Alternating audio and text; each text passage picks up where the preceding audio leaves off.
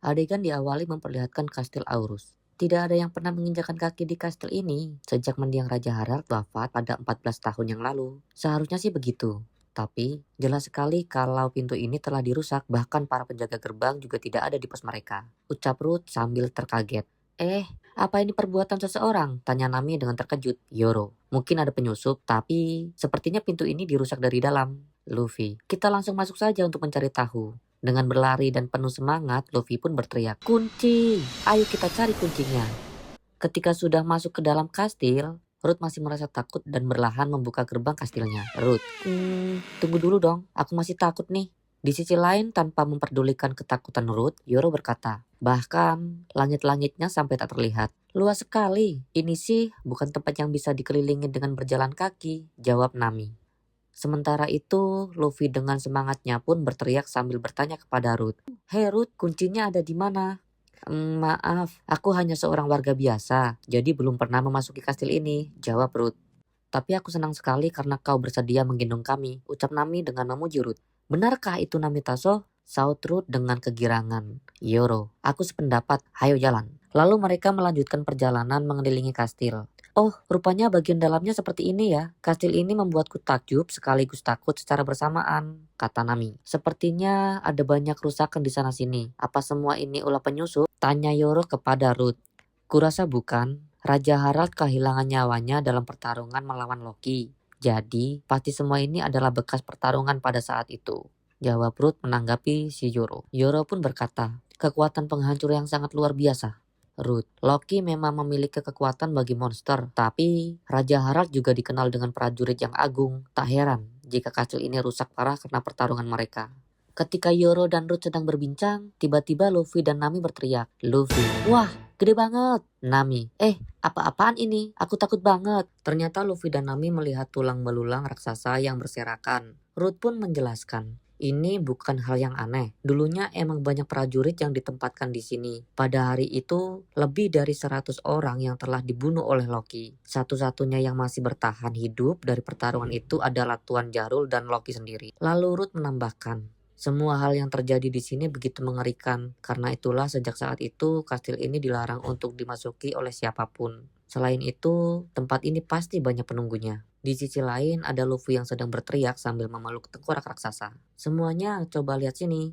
Tengkorak ini gede banget deh. Bahkan ada tanduknya juga. Jangan-jangan dia ini temannya Ort. Tulang belulang yang besar ini adalah milik para prajurit yang mewarisi darah bangsa raksasa kuno. Meski saat ini masih ada yang mewarisi darah mereka, namun sudah tidak ada lagi yang mewarisi darah keturunan murni. Raja Harald pun memiliki tubuh yang besar dan kuat seperti itu." Lalu pandangan Ruth tertuju ke arah lukisan yang ada di dinding kastil. "Oh, coba kalian lihat ke atas. Sudah lama aku tidak melihatnya." Itu adalah lukisan potret Raja Harald. Itulah potret seorang pria yang dikenal sebagai raja terbaik sepanjang sejarah Elbaf. Raja yang mencintai perdamaian dan bercita-cita untuk menjadi jembatan bagi Elbaf serta negara-negara seluruh dunia. "Kelihatannya dia kuat banget," ucap Luffy dengan kagum. Melihat lukisan Raja Harald yang ada luka di bagian kepalanya, Nami pun bertanya, luka yang ada di kepalanya itu adalah bekas luka saat beliau mencabut tanduk miliknya yang merupakan simbol bagi bangsa raksasa kuno. Beliau melakukannya karena beranggapan bahwa bangsa raksasa kuno hanya akan membangkitkan kenangan pada masa peperangan," ucap Ruth menjawab pertanyaan Nami. Mendengar penjelasan Ruth, Luffy dan Yoro pun terkejut. "Jadi, dulu dia punya tanduk?" tanya Luffy. "Yoro, tekad yang luar biasa.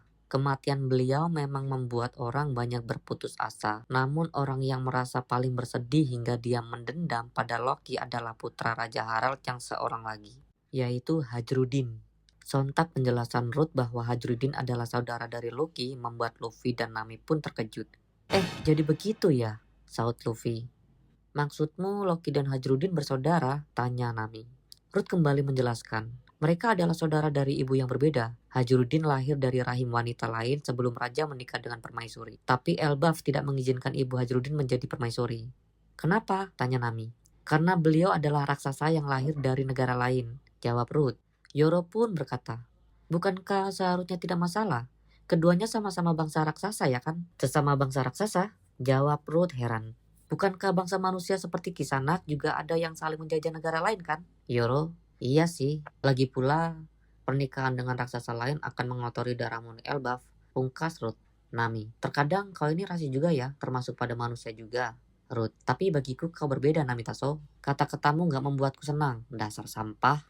Mendengar pernyataan Ruth, lantas Yoro pun bertanya, kalau begitu, kenapa kau malah menjadi awak Hajrudin yang menurutmu berdarah kotor itu?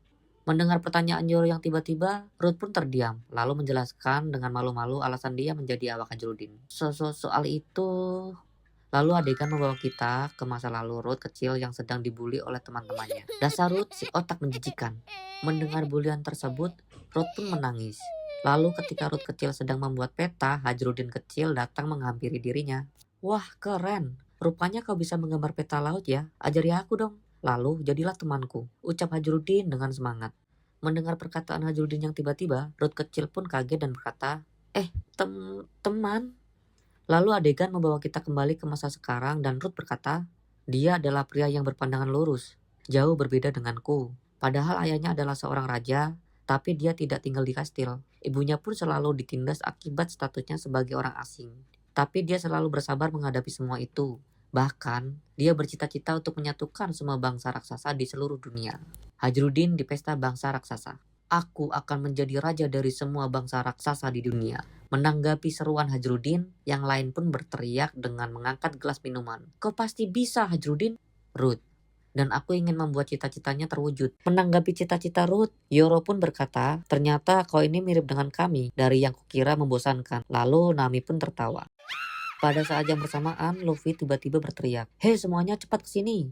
Ada raksasa yang pingsan. Sementara itu, di Niflheim terdengar suara seseorang yang sedang dihajar.